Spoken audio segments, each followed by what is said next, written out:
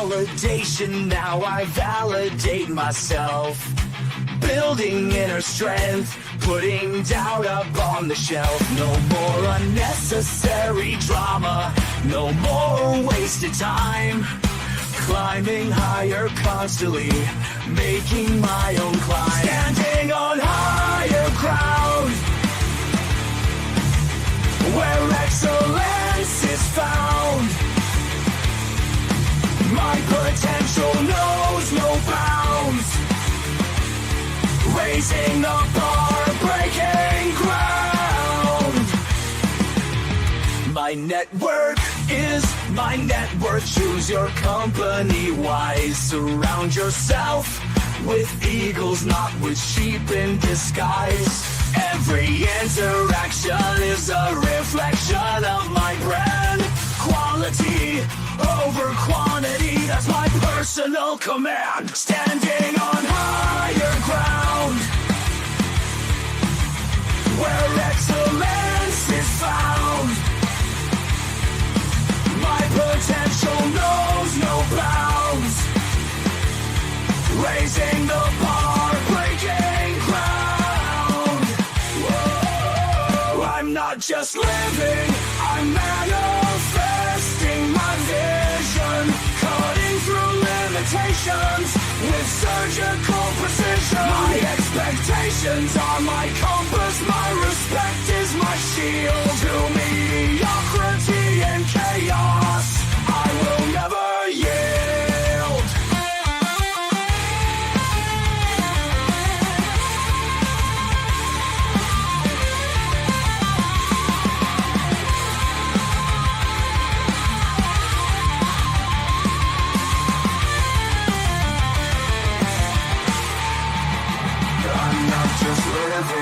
I'm manifesting my vision, cutting through limitations with surgical precision. My expectations are my compass, my respect is my shield. To mediocrity and chaos, I will never yield.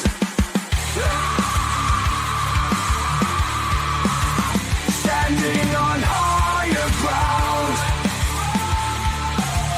where excellence is found. My potential knows no bounds. Raising the bar, breaking ground.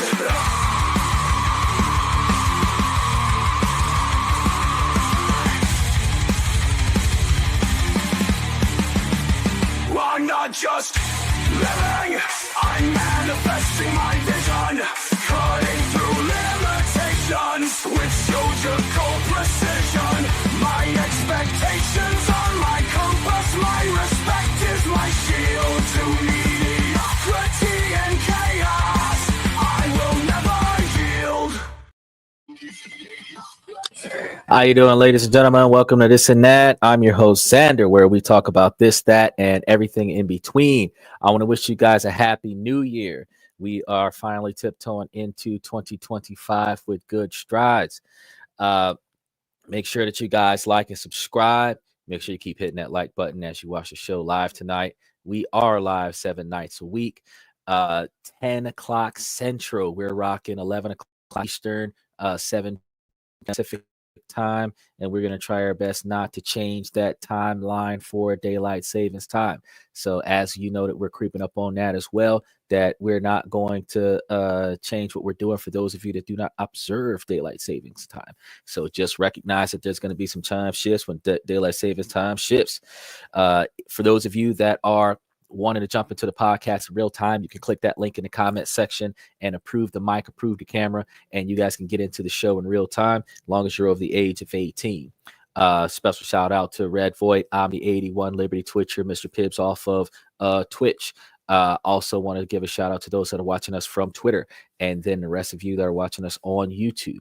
So while we are enjoying, I actually got a news flash. There was supposed to be some kind of terrorist attack that happened in Louisiana, and I was sitting over here thinking, wow, I should probably figure out what happened there. But apparently out there, while everybody was trying to have them a good time last night, somebody went out there and started acting a fool in the streets of Louisiana, and a lot of people's safety was jeopardized. So That is going to be a story for another day, but I just figured that I would go ahead and throw that out there because we talk about this, that, and everything in between. But today we are talking about mastering your money with the 3 C's and the 4 pillars of financial success, because we talk about business and finance. We talk about making ourselves financially successful. We talk about uh, uh, adhering to the ability for self-sufficient accountability, and then diving back on the ability for self-improvement, social interactions, dating advice, relationship advice, which we've been given a lot of that over the past week with some of the fans that's been asking us during the live podcast about their relationship struggles. We had some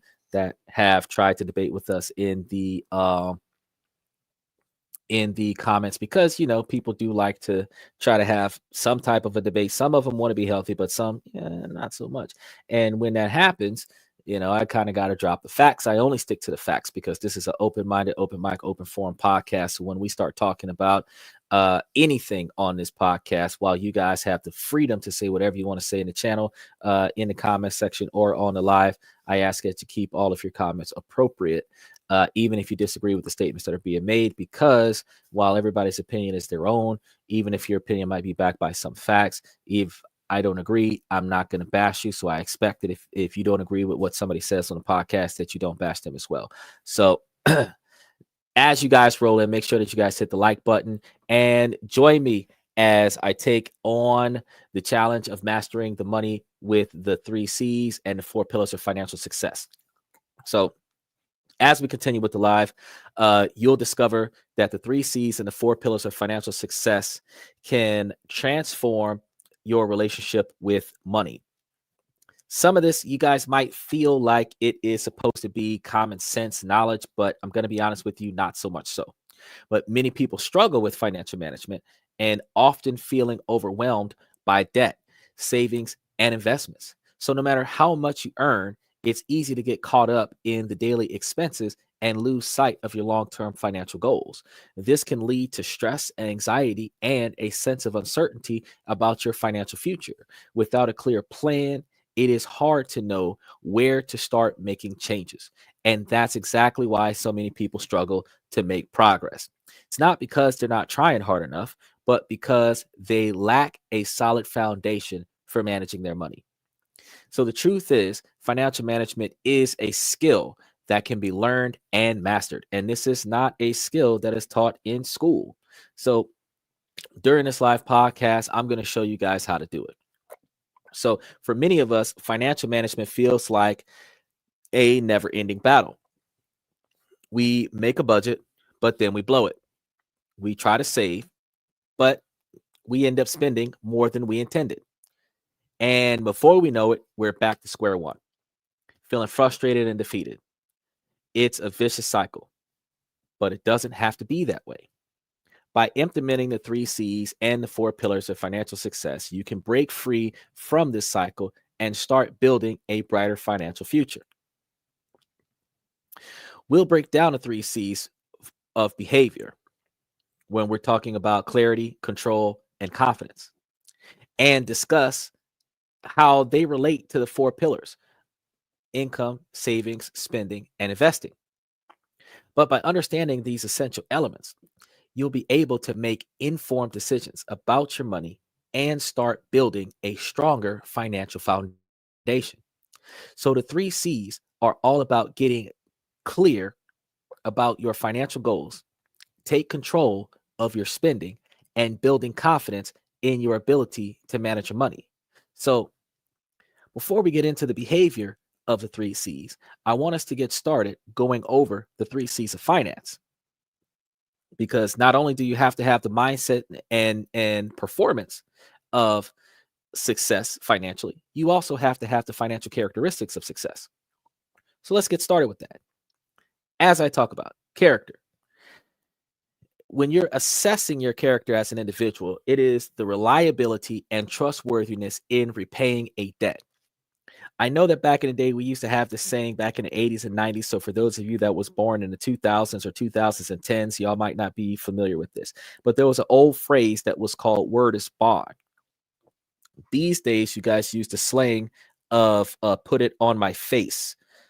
Not going into that. However, You understand that word is bond, meaning that if I tell you that I'm going to do something, and that's what I'm going to do. You put some money in my hand and I tell you I'm going to put you back more money in your hand than what you put into mine, then the expectation is that every time you give me $1, I'm going to give you back more than $1 because my word was that you will get more back from me than what you gave to me. I guarantee you that you're going to get back more from me than what I gave to you. And then you give to me and you get nothing back. Then my worth is nothing. My value as a person, as a man, as a human being is only as much as you can trust me to carry out my statements. Now, when you start talking about business and finance, deals start off with negotiations. So if I put my word in that I'm going to come through for you, you're going to make money by helping me make money. You do less work, put up more money, I do more work, and then I get money out of that. This particular type of ability to do this shows a level of credit worthiness when you start talking about uh, borrowing and lending versus buying and selling. People have to be able to trust that you have a product worth buying the same way they have to have trust in lending you money so that you can pay for the things that need to be paid for so that you can pay them back later on. It often gets evaluated through your credit history. This type of behavior is evaluated through payment patterns, overall financial behavior, such as delinquent charges, charge-offs, financial litigation, bankruptcies, stuff to that effect. It also plays into the tune of high credit utilization. So you could have a $20,000 credit card, but if it's got $19,900 on it or $21,000 on it where you're over budget, that looks bad in your credit worthiness. So you have to remember that you have to have low utilization and you have to have positive on-time payments for all of your transactions, and then you have to lean towards the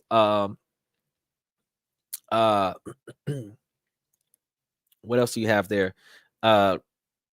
Paying off all of your past debts. That's the other thing. Also, you have to monitor the value of the type of loans that you have, because your debt to income is the total quantity of debt, even if it's in good standings, versus the quantity of money that you make. So if you make more money than you owe, then your debt to credit percentage will be low.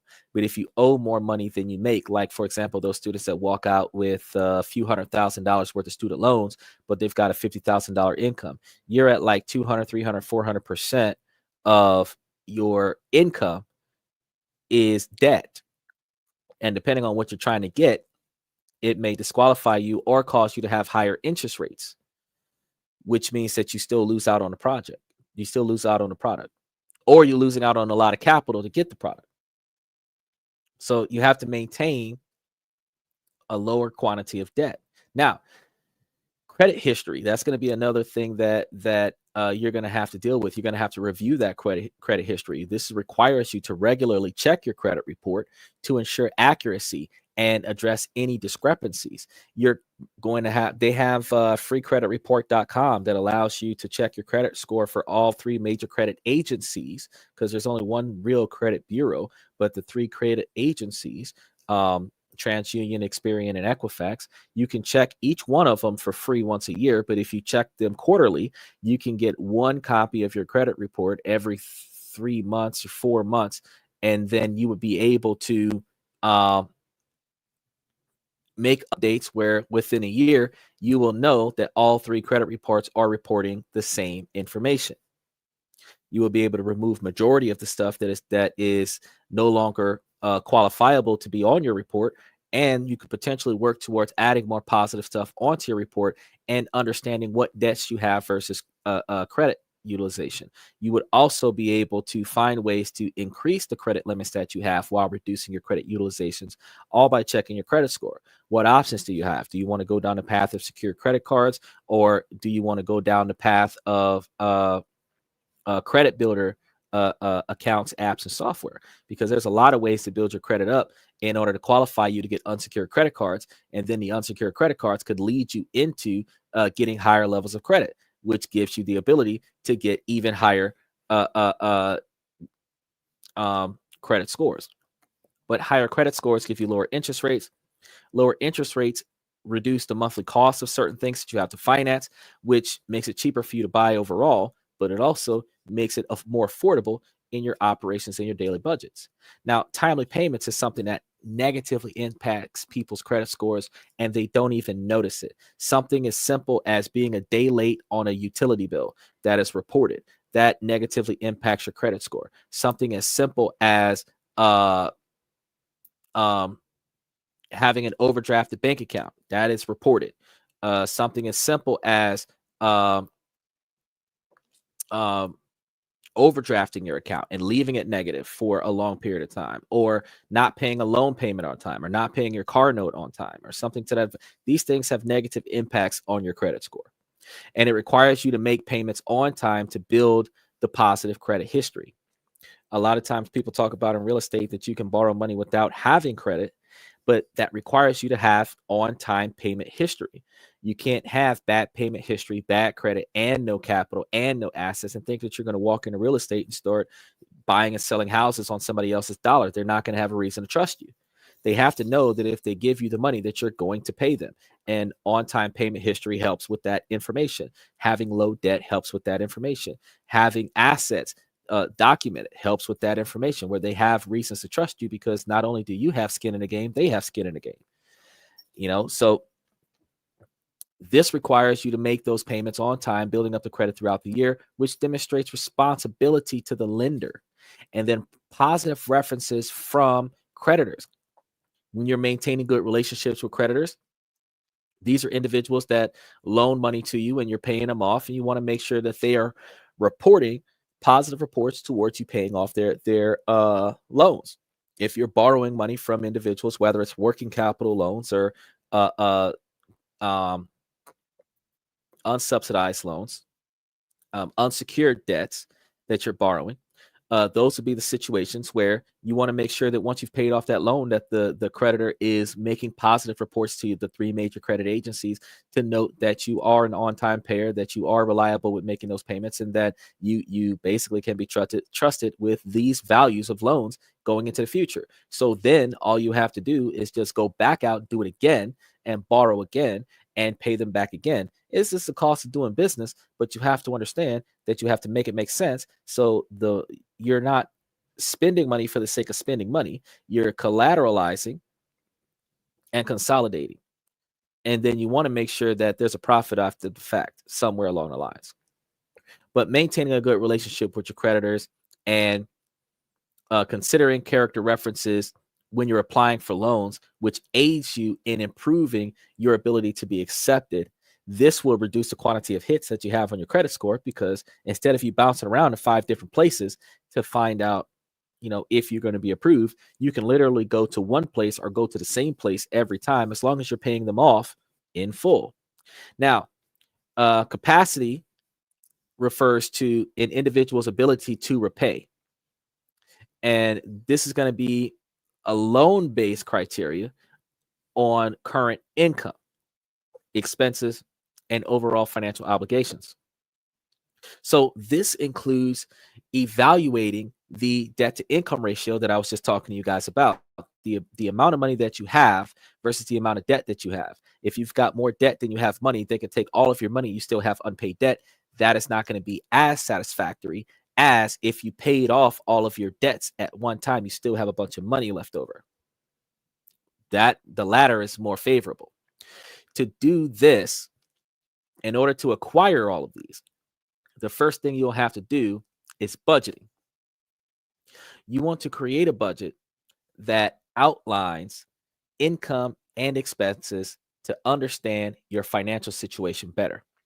Now, clearly, this is going to be including your entertainment. This is going to include your frivolous spending. This is going to include your trips around the world and travels and date nights and anything under the sun, your basic needs that sometimes might be identified as basic needs when it's really just wasteful spending, like buying name brand when you could have bought a store brand, or buying exclusive instead of buying common, buying the upgrade instead of getting the base. All of these different things could lead to the reason why you're overpaying on everything.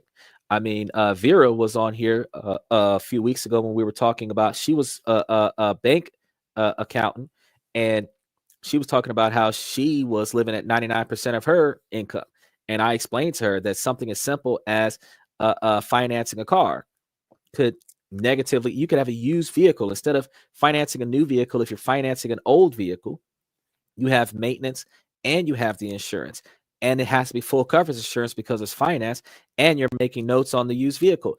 All of this combined puts you in a position where you're not valuing the or receiving any value from the amount of money you're spending on this vehicle. Yeah, it's reliable transportation, it's reasonably, but if it's costing you more than you're benefiting from it, it's not needed to be in your budget. We have certain things like cable.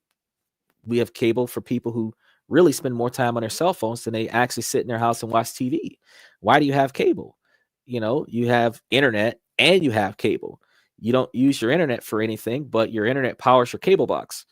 So now you're paying for an extra $100 on internet just so that your cable box will work, when you could just buy a bunch of apps on your smart TV and probably spend $50 on that plus the internet and save you $100. These are certain things that, like, I know there's a lot of people that download different apps for entertainment. So you have your YouTube Premium, your Pandora Premium, your because YouTube has YouTube Red for music only. Then you have your Netflix, your Amazon Prime, Hulu Plus, all of these different things that start adding up, where you start paying hundreds of thousands of dollars a month. Disney Plus, all of these things that you pay for in case you want to watch one of them, but you're not watching all of them at the same time. If you find one that you stick with that's reasonably takes up the majority of your entertainment time, and you're spending a lot more time working and trying to get your shit together, you're probably not going to have enough time to really enjoy that one. So all the rest of them you can discontinue and save you a ton of money. If you recognize what you're spending versus what you need to spend, you can start doing what our next step is, which is debt management, where you must actively keep track of existing debts and ensure that new loans do not exceed manageable levels. And you want to also work on eliminating certain debts and not creating new debts. So no impulse buying on unnecessary things that are not going to be usable or reasonably accessed on a regular basis. It's nice to have a brand new car, but I mean, if you don't drive anywhere, why do you have a brand new car? Buy you a used car. It's nice to have name brand clothes that everybody recognizes, but the difference between the name brand clothes and the non-name brand clothes is the price, because more often than not, it's made with the same material. The difference is that you're more than likely going to save a larger quantity of money if you live reasonable. So cutting away some of the fat of your bills would make things a little bit more effective. The third thing that steps into managing your financial capacity is income stability. So you want to consider your job stability and future earning potential when applying for loans. You want to look at the capital that involves the assets or savings that can be used as collateral for loans. Because instead of you just begging for money with an unsecured loan, you want to be able to say, hey, I've got a certain quantity or a certain percentage of money that I could put up to collateralize this loan. That way I can get qualified for the loan a lot easier. A lot of people ride into the sunset with these real estate deals because they have the collateral. They own real estate. They can put up real estate as collateral. They can put up cash as collateral. They can put up stocks and bonds as collateral. And this allows them to put themselves in a position where they can borrow against a stone and get all this money to go and take care of some stuff. And then that allows them to pay, or that allows you to pay for what you need. And then you take your assets and use your assets to pay off your debts. Long as your debts are being paid on time, it's the cost of doing business. But when you think about this also includes cash savings, investments, real estate, or other valuable possessions. You can deal with stuff that's been sitting in your garage for years that is valued at hundreds of dollars, and you could just sell it all and use it as collateral to buy you something else. There's a thing called working capital loans for businesses that generate decent quantities of wealth.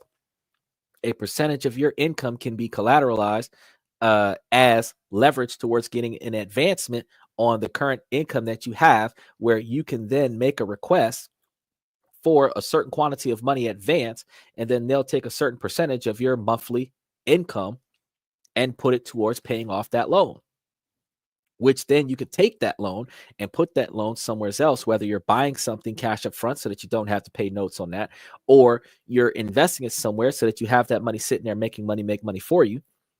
Regardless of the fact, you're looking at turning some kind of a reasonable profit from that particular type of behavior. You have to be able to manage that so that you can recognize that I have that money to give to that investment. Start with asset evaluations. Your asset evaluations. If you regularly assess your assets, you can better understand what can be leveraged as collateral when needed, whether this is for emergency situations, legal situations, or just something that you want to be able to say, I can liquidate that so that I can cover this trade or I can cover this investment portfolio. Then you need to set goals for savings growth. Now, saving growth goals, remember that, focuses on building savings that can serve as capital for future investments or emergency funds. And lastly, creating strong investment strategies by considering diversifying investments to increase overall capital and financial security. And when we start talking about diversifying, you're going to start by putting most of your money into one investment idea. And then you're going to take, once you reach a certain goal in that investment, you're going to take the extra money that you're getting from that investment and start investing in something else. You're not going to put 100% of your money into this one investment. So let's say you find a REIT like the Orchid Real Estate Investment Trust that I told you guys about, and you invest in that REIT, and that REIT is giving you 18%. You keep getting that 18%. So you're going to keep dumping your money into that 18%. Well, if that one company tanks, all of your money tanks with that company. But if you're putting your money into that company and then you reach a certain limit, let's say you want to get to $10,000. Once you reach $10,000, everything over that $10,000, you're going to take it and put it somewhere else. If you decide that you want to keep investing in that one after $10,000, but you want to redirect most of your financial attention to other options like gold, silver, Bitcoin, you're going to take more of your dividends and put it into something else so that you can start turning profits from that. You also have, when we were talking to you guys about with offshore investments, if you are investing in companies overseas, then you're liable to gain interest on investments from overseas. Now, if you're honest about your stuff, you're going to be claiming all of this stuff on your taxes, but anything that's collected from overseas and deposited into an overseas bank account, until people start digging into your finances, which requires a massive audit from the IRS, you're probably going to not have to worry about paying taxes on any of that money because nobody knows what nobody talks about. But it is strongly encouraged that you always report everything to the IRS. So you want to make sure that you're doing it the correct way. But as long as you're investing in the United States, somebody is going to do a 1099 or some other type of document that notifies the IRS that you are making money through them. And that's when you're going to have to start confirming that with the IRS and let them know, yeah, I'm making money, but I'm also spending money too. So they call that a tax blanket. If we couple that with having the financial clarity that you can use to understand exactly where your money is going and why it's going there, this means that setting clear financial goals and making a plan to achieve them is going to lead you to further success.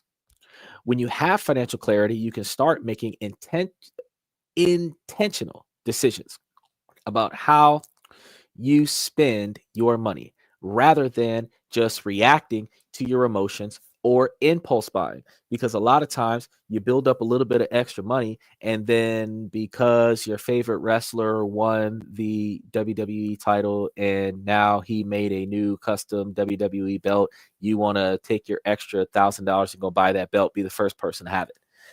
Yeah, it's cool, but gonna be honest with you, there is no appropriate way for a grown anybody to be able to be walking around with a $1,000 WWE title replica. Not even a real thing. Even if it's signed by 30 of the most popular living wrestlers today, if you put it up on sale at eBay, it is not going to be sold for what you bought it for. It's going to be valued as less. So it's not a fine. So impulse buying is not always good. You have to rationalize utilization. So something as trivial as buying Timberlands instead of buying the regular I think they're called Timberwoods, which is the knockoff version of Timberlands, which is the work shoes, the steel toe work shoes with the tree on it. They're not Timberlands, but they look just like them. Right? But that shoe is like $34, $50, sometimes $100 if you're getting like over a size 12, as opposed to some Timberland boots that are anywhere between $75 and $250, and still stylish work boots, but cheaper than a pair of Jordans that's almost $350, where it doesn't really work for nothing, and you get a scuff on it, and all of a sudden it's garbage. There's no value in it. You have to think about impulse buying. Now, financial control is going to be another factor. And this is going to be about taking responsibility for your financial decisions and making conscious choices about how you use your money. Now, when we start talking about financial control, we were here on the show day before yesterday talking to one of the fans, Shelly, I do believe, ex Shelly, who was telling us about his wife who controls his finances, only gives him $75 a week in money, and does not contribute to the house with her own money. She's balancing the budget with his paycheck and pocketing her paycheck and not contributing to the household, which leads him to be the one that's paying for 99% of everything. And she's paying for herself. When we had that conversation a couple days ago, I mentioned that, this is supposed to be somewhat of a 50-50 scenario if we're looking for a democracy. But if you're primarily paying for 100% of everything and she's keeping her money to herself, then this isn't a democracy because you pay the cost to be the boss. I've always said that. And if we're not going to share the financial responsibilities, then there shouldn't be a sharing of authority when it comes down to spending. You get what you get, and every other financial decision, I'm going to go ahead and make that. Now, typically, if the women are picking the right man, they're picking a man with good financial sense, which means that they should be able to pay attention to how he spends money, how he saves money, how he invests money, and how he allocates some spending money to his girlfriend for her to take care of her personal desires. But if you're just looking at the fact that he's got it to waste on you, then he's wasteful with his money, even if he's wasting it on you. And if he's wasteful with his money will run out eventually. Whether it be sooner or later, it's going to run out. And you will be negatively impacted by that if you're still around when it runs out. So we got to take consideration of that. But financial confidence, this is going to be another thing. This is going to come from knowing that you have a solid plan in place and that you're making progress towards your goals, which means that you're going to be making a 1 year, 2 year, 5 year, 20 year, 10-year plan. And you're going to do a steer system. Within the first year, I want to be here financially. Within the first 3 years, I want to be here financially. Within the next 5 years, I want to be here financially. And you want to always double back and check once a month, quarterly, annually, semi-annually, and find out how close to your last goal did you make it. And if you didn't make it, what pivoted your progress? Did you have to stop spending more money on reaching your goal and put more money towards unexpected bills? Did you have to redirect? Did you deal with, like, Cox Cable just went up $7 on their cable bill this in October going into November, and now basic is almost $300 a month for Cox Cable, but for those people who got in on the 2-year promotion, you're getting it for like $135 a month for cable. It's bundled with internet, but if they take the internet off, the difference between the cable by itself plus the internet, you're still going to be paying almost the same price. So you get more stuff for the same price. Maybe I think like $5 or $10 more, but you're getting all of this almost the same amount of money. You just got more stuff coming in. So there's still no value in it, but the fact is that you feel like you got more stuff. Waste of money is a waste of money. No matter how you polish a turd, it's still a turd. The 4 pillars of financial success now are the foundation upon which the 3 C's are built. So the income is about increasing your earnings and creating a steady stream of revenue. Savings is about setting aside a portion of your income for the future, whether that's for short-term goals with short-term investments or long-term goals with long-term investments. And long-term wealth that could lead to financial freedom is going to require you to have 5, 10, 15, 20-year plans where you may not be a millionaire in 5 years, but you will have more investable capital in 5 years to be able to take a percentage of your investable capital and put it into higher stakes investments. You want to have your short-term goals that give you immediate gratification, but you want to have moderate and long-term goals that give you long-term satisfaction that will put you in a position to have a better standard of living over time, where you're preparing your later to be greater because you're going to grind through because the present is already past. Your spending is going to be a key factor in this, and this is going to be about being intentional with your money and making these conscious choices about how you use it. So your investments is about growing your wealth over time and creating a secure financial future for you to be more than proud of. Now, the key insight is that by mastering these elements, you can not only manage your money better, but also achieve financial freedom. Now, financial freedom isn't just about having a lot of money. It's about having the freedom to pursue your passions and live the life that you want. So you got to ask yourself, what is the amount of money that is required for the standard of living that you dream of having? Then you ascribe to that. As you attempt to achieve that, you have to recognize that you can either plateau at that level or you can transition into a higher level where you are making more than what you need to live the type of lifestyle that you want, where you will not be living from payout to payout, even if you're dealing with dividends from investment portfolios. You also want to note that it's about being able to make choices that align with your values and your goals, rather than just worrying about making ends meet. You never want to be in a situation where you don't have enough money to go around and you have to proverbially rob Peter to pay Paul. You don't want to do that. You want to make sure that you have more than enough money to cover all of your expenses, and you have money left over, and you have money laying around in case of an emergency. You don't want to have money in tied up stocks, bonds, and mutualities that have penalties for early termination because you need money now. You want to start off the first set of investments you want to do, which is why I told you guys about the easiest way to go is to open up a bunch of checking accounts and get that 5% interest rate, that 5 to 7% interest rate off of those checking accounts up to $500 per account, where you can open up 8,000 accounts and put $500 in each one of those accounts and then collect that 5 to 7% interest between not only bank accounts, but also credit unions, and utilize that to throw that money up into high interest yields like the Orchid Real Estate Investment Trust is 18%. You can back that up with the 3 or 4 7 to 10% interest blue chip companies that also pay dividends quarterly. You can back that up because Orchid pays monthly. The quarterly businesses would pay quarterly. You offset those, have one company paying out every first month of the quarter, and then you have a second one paying every second month of the quarter, and you have a third company paying every third month of the quarter. Now you have 3 blue chips working together to pay you monthly, and you have a real estate investment trust that's also paying you monthly, and you have bank accounts that are also paying you annually.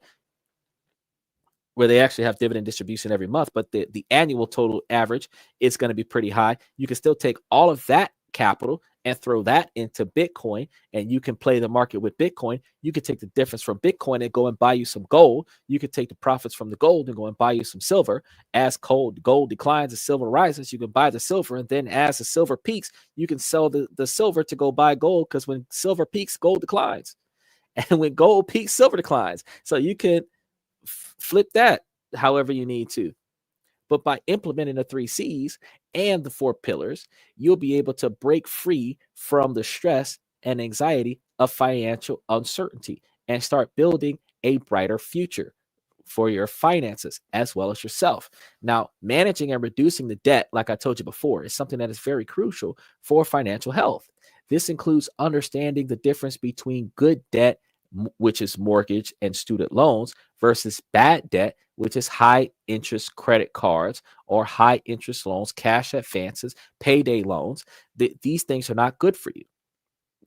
You want to develop a plan to pay off existing debt, prioritizing high interest debt first. You want to also prioritize cancelizing services and provisions that you don't need. Memberships for video games when you don't have time to play video games. You want to do away with anything that does not allow you to be financially successful and you're not even using it.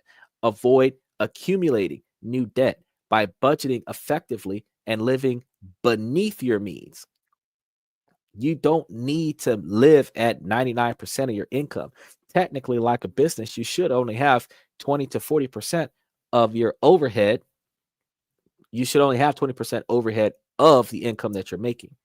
So if you're usually when you look at feasibility studies, the brokers for real estate expect you to have about 43% debt to income. So if you have 70, 80, 90% debt to income, you owe too many people too much money. You need to start shaving some things off, charging some things off, reducing the cost of some things, collateralizing, and then getting a consolidation loan that pays off all of the smaller debts and have one reasonably sized one payment as opposed to 30 or 40 different larger payments, which also paying off all those other debts shows as positive payoffs for 7 years in good standings while you're still working on a new debt. But you want to make sure that you're getting lower interest rates somewhere.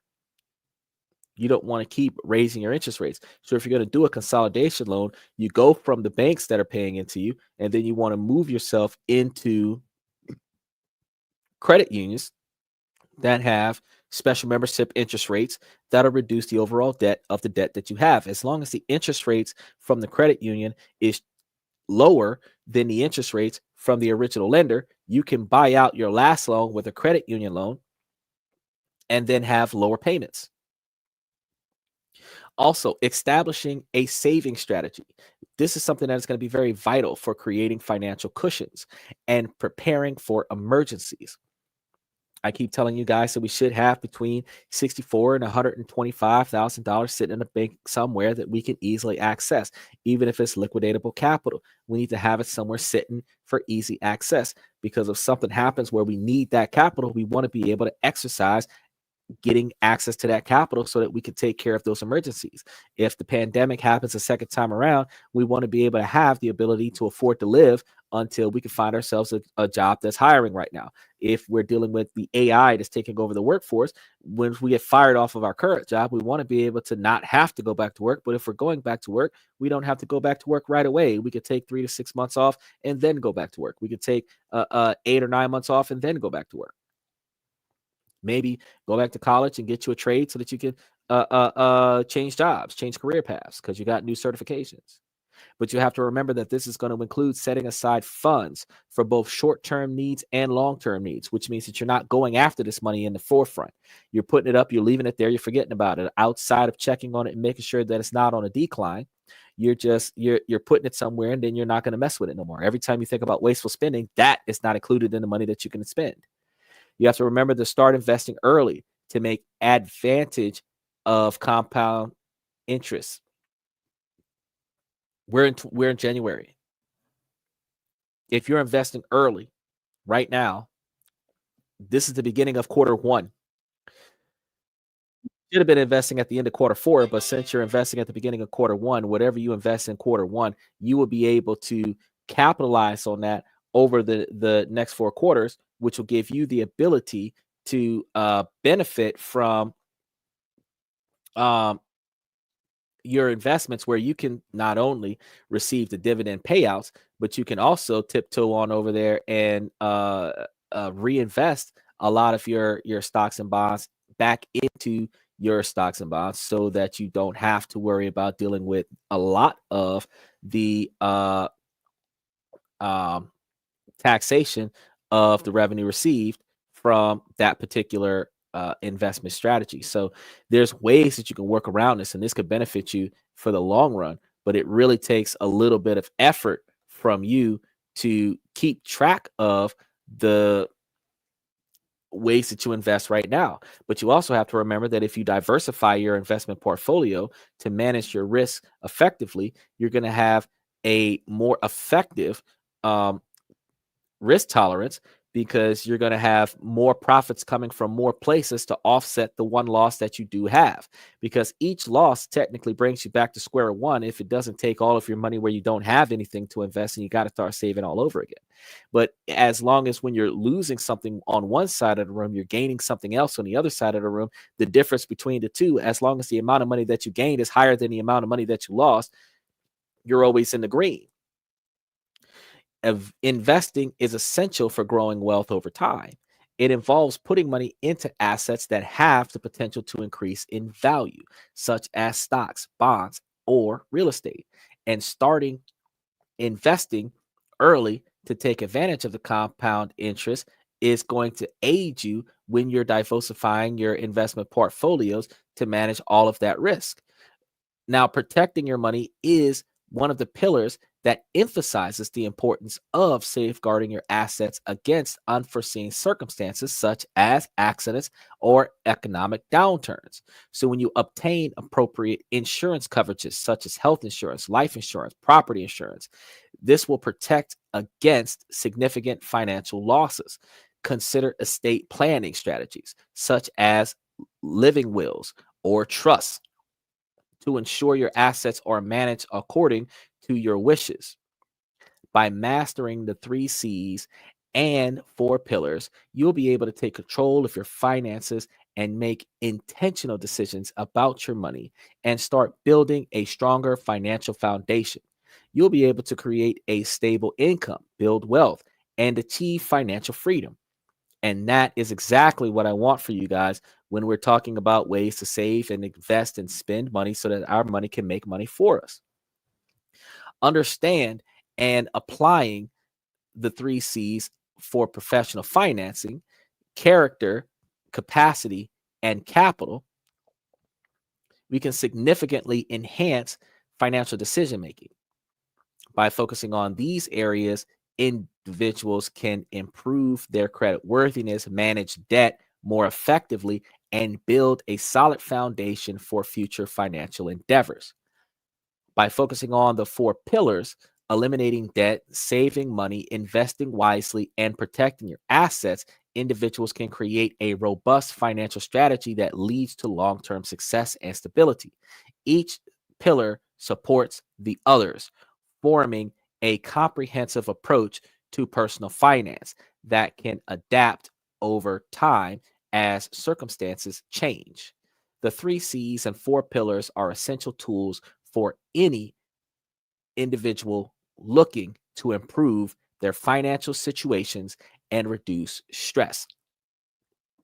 One of the things I want to tell you guys is that when you start trying to do this, you're going to be doing this out of $50 and $100 and here and there, and you're trying to put this stuff in other places. You have trading platforms like Acorn or Stash, where they can take the change off of the money that you spend, put it into this platform, and then invest it on stuff. You have Coinbase that issues you a debit card that allows you to use that debit card to buy stock based on your purchases, where whatever you're investing, whatever you're spending your money on, you should be investing your money in that stock so that that stock can build wealth for you. There's plenty of different ways that you can do this passively, where you can buy stock passively versus And I say passively because if you have a debit card where every time you buy something, some money out of your purchase goes to purchasing a percentage of stock under that stock.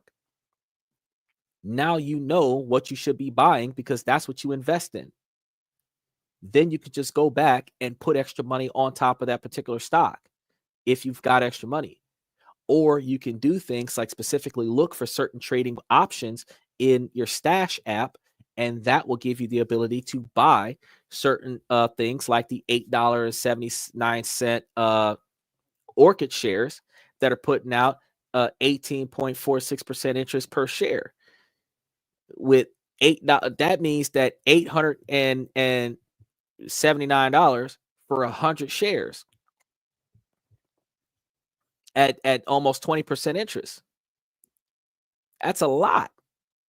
That's a lot. So I encourage you guys to look into that because that's way cheaper than what is it now? $420 for one Tesla stock. Even at 6% interest, is a decent quantity of money, but for the value of 2 shares of Tesla stock, you can get 1,000 shares, or not 1,000 shares, but you can get like 100 shares of the Orchid Real Estate Investment Trust. And if they're putting out 18.46% interest on the value of the amount of money that you're putting up there, that is giving you a very, very significant quantity of return. So if you have found this information helpful, I want you guys to check out the video that we're going to be putting up next week about budgeting tips.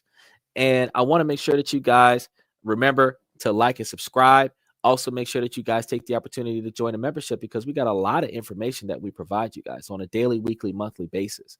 And it would benefit you to take that extra time to tiptoe into some of the stuff that I've been talking about and try your luck and try to see if you can draw back a large quantity of capital or a small quantity of capital, because not everybody gets rich off of every financial transaction that they do, because if that was the case, everybody would do it, which would oversaturate the market and then make that particular investment platform unsuccessful, because everybody can't win the lottery at the same time.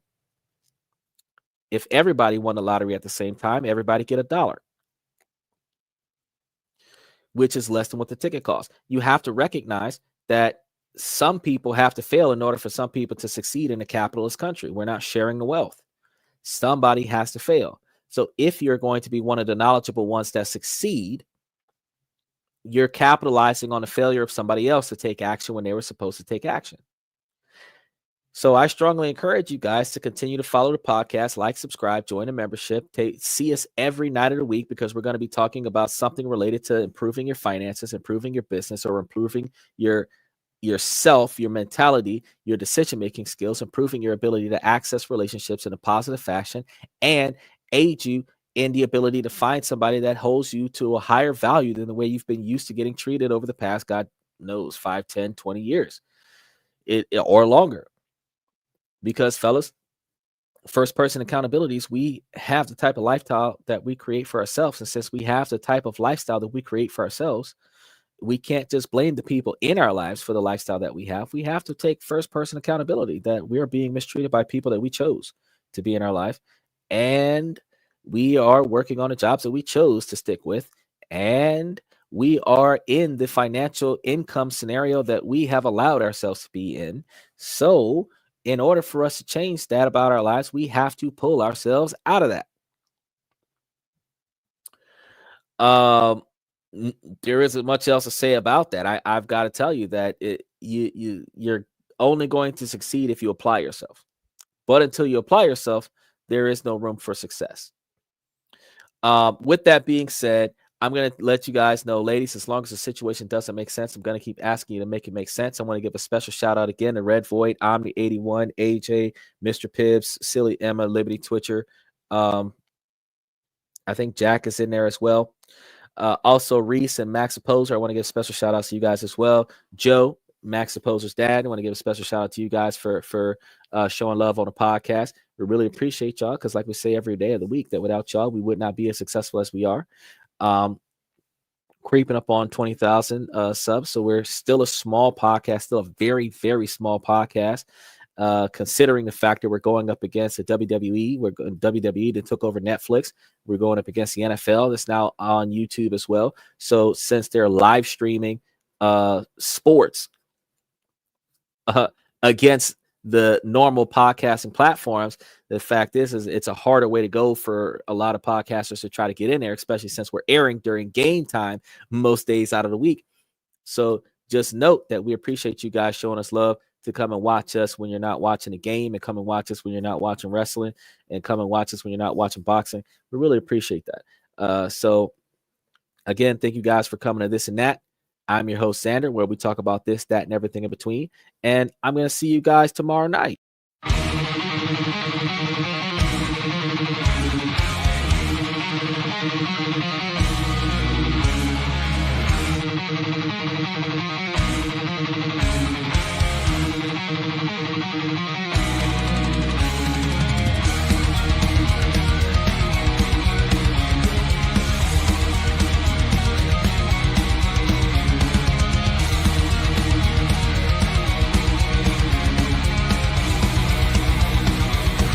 Higher ground.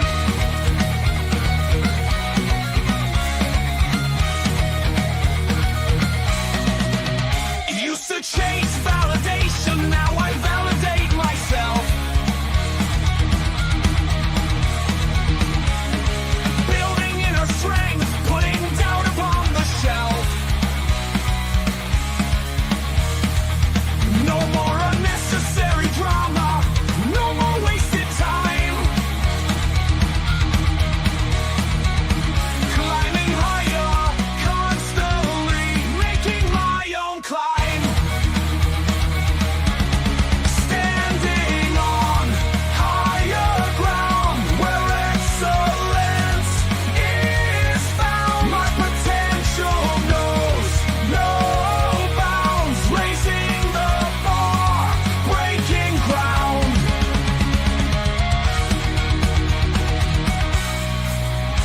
My network is my net worth. Choose your company wise.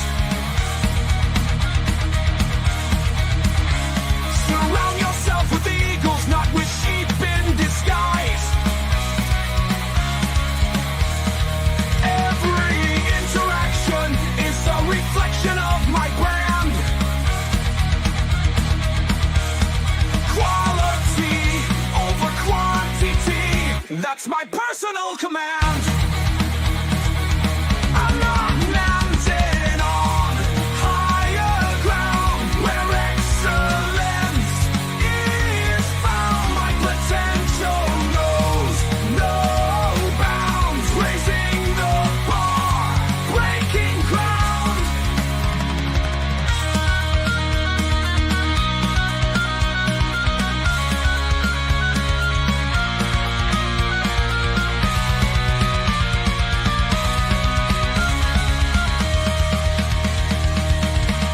I'm not just living, I'm manifesting my vision, cutting through limitations with surgical precision.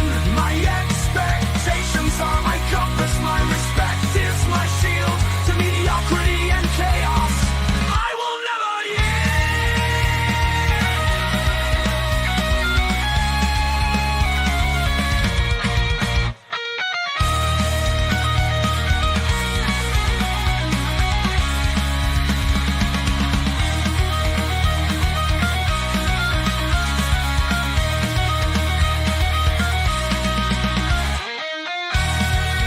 I'm not just living, I'm manifesting my vision, cutting through limitations with surgical precision. My expectations are my compass, my respect is my shield to mediocrity and chaos. I will never yield.